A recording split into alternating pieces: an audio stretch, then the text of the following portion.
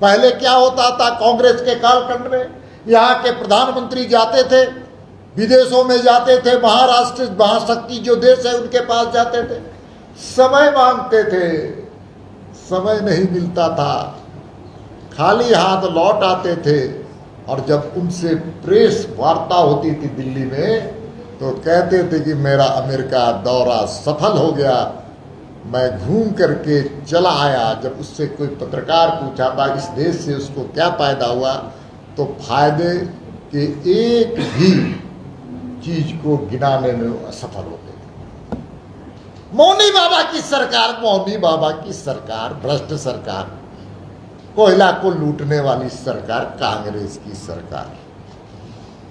और कांग्रेस का तो जन्म काल से ही भ्रष्टाचार से संबंध हुआ, नेहरू के प्रधानमंत्री काल से। जीप खरीद, मुंदला कांड, ये तो नेहरू कालखंड में हुआ था। 2100 जीप की खरीद के लिए पैसे दिए गए थे कांग्रेस के द्वारा, सरकार के द्वारा, और मात्र 156 जीप खरीदी गई और बाकी आपूर्ति कागज में दिखाई गई।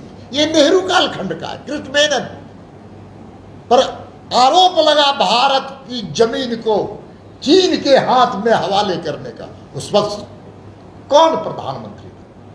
नेहरू जी थे। इसलिए उसकी, नेहरू जी की यात्रा से लेकर के हर प्रधानमंत्री जी कांग्रेस के जो रहे, वो लूटपाट की सरकार रही है, लूटपाट की सरकार, जनता की जनभावनाओं के साथ विश्वासघात कर रहा है। इसलिए प्रधानमंत्री जी ने सोचा कि 2047 में भारत विकसित भारत की श्रेणी में खड़ा होगा।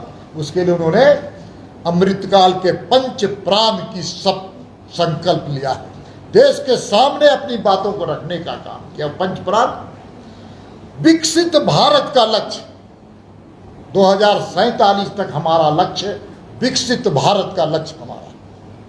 उसके अलावा गुलामी के हर अंश से हम मुक्ति पाएंगे। हम सबको याद है, हम लोग दिल्ली जाते थे और वहां पर कौन स्थान है जो राजपथ कहलाता था? इंडिया गेट था। इंडिया गेट में किसकी मूर्ति लगी हुई थी? अंग्रेजों की मूर्ति लगी हुई थी, अंग्रेज साहब जान की मूर्ति लगी थी। और उसको हम सब लोग जाकर के खूब अच्छे से देखते थे, पूरे भारत के लोग देखते थे। और उस अंग्रेज के बारे में हम इतना ही कह सकते कि गुलामी के दंश को झेलने वाले हम सब थे, और उस गुलामी का प्रतीक वहाँ अंग्रेज बैठा हुआ। वहाँ पर प्रधानमंत्री जी ने क्या किया? प्रधानमंत्री जी ने सुभाष चंद्र बोस की मूर्ति की स्थापना की।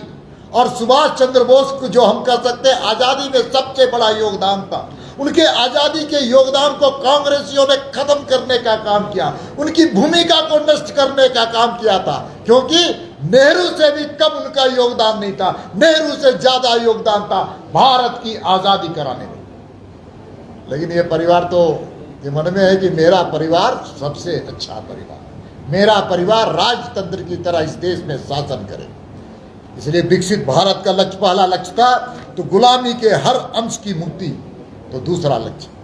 अपनी विरासत पर गर्व, हमारी अपनी परंपरा है, हमारी अपनी संस्कृति है, हमारा अपना संस्कार है, और हमारी अपनी विरासत पर हम सब लोगों को गर्व होना चाहिए। इसलिए अपनी विरासतों को भी रक्षा ही नहीं किया, बल्कि ये सरकार संवर्धन करे, ऐसा भारतीयों के प्रति उन्होंने लक्ष्य। तीसरा, चौथा क्या? एकता और एकजुटता। पूरा देश एकात्म भाव से एक भारत श्रेष्ठ भारत की कल्पना लेकर के एकता और एकजुटता का संकल्प ले, ये है। और पांचवा, नागरिकों में कर्तव्य भावना का, केवल अधिकार नहीं बल्कि कर्तव्य भावना का भी उदय हो, यह है प्रधानमंत्री का, हम कह सकते हैं, पंच प्राण, जो भारत की जनता के सामने रखा और अपने सरकार के कामों को उसी आधार पर आगे बढ़ाने का काम।